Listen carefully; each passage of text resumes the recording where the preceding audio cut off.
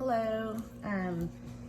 We are talking today about effective nuclear charge and atomic radius, and we're going to put these under SubAtomic 103. And your assignment for today, or for this set of notes, is out of chapter 7, and it's going to be questions 9 through 27 odds, skipping 21, and that's due on Friday the 20th.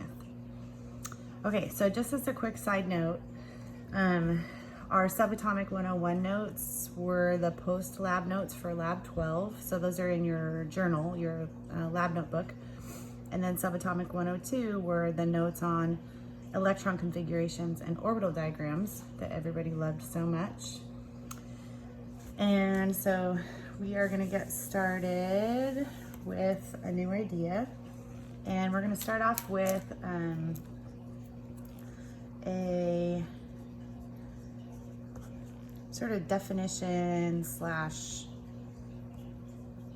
comparison, and that is the difference between the word actual and the word effective. So actual means what is factually true.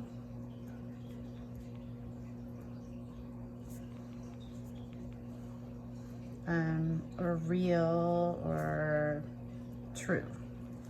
So as an example, we might say a person's age is 55 years old. Okay, and then to compare it, we have the word effective. And the word effective means more like what is perceived. And I don't know if I'm going to spell the word perceived correctly, but P-E-R-C-I-E-E, perceived. So if I butchered that spelling, sorry. Anyway, what's perceived? So when people look at something or interpret something, that's the effective aspect of it.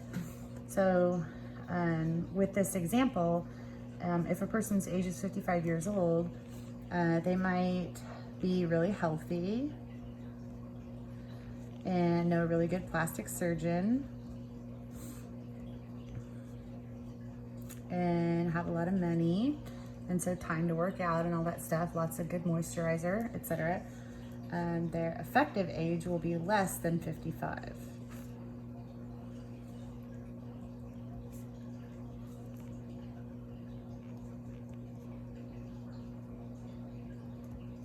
Okay, so if they have a really good plastic surgeon, or they're really healthy, or they have great lotion, their effective age might be like 40, which would be cool.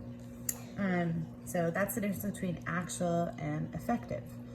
So what we're going to talk about today is effective nuclear charge and actual nuclear charge. So we're going to kind of draw a difference between those two. Sorry, I'm just messing around with my new pen here. It's got a lid on it. Okay, so we want to look at actual nuclear charge. So like an actual nuclear charge is the number of protons in a nucleus, right? So the number of protons makes up how many positive charges there are in a nucleus. So that's the actual nuclear charge.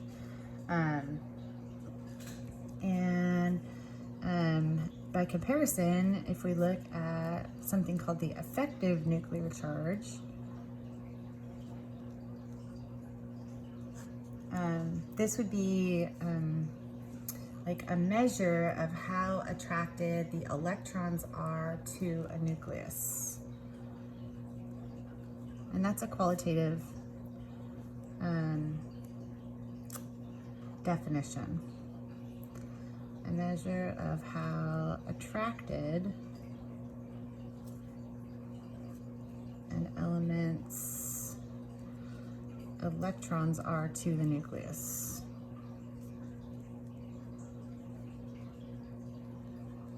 And It's affected by two things. So it's determined